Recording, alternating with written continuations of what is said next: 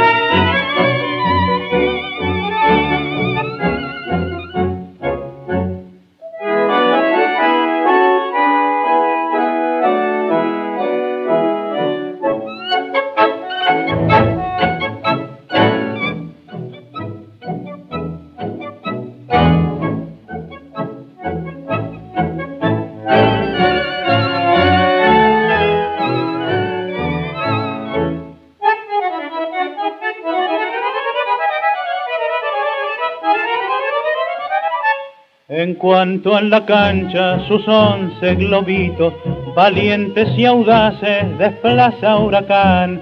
Se ve en la barquilla de los delanteros un recio mortero que apunta tenaz.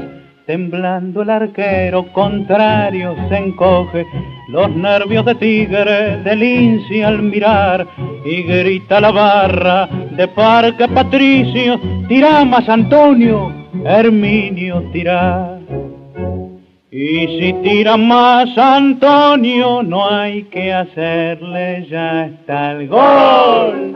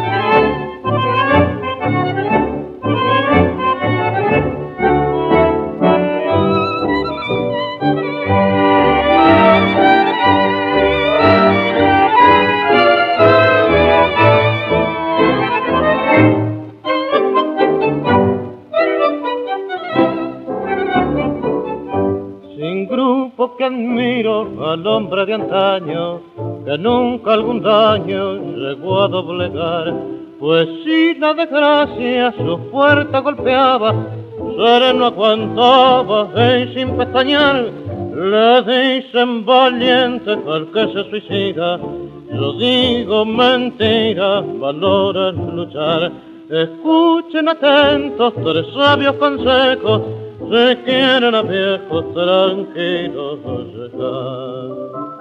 Si te vas con las ares y te hacen patinar, llámale a H.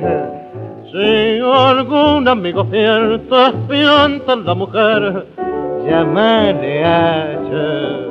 Si del frío la vejez sentís alguna vez, llámale a H. Y siempre sonreí, hace hombres aguantar los golpes sin llorar.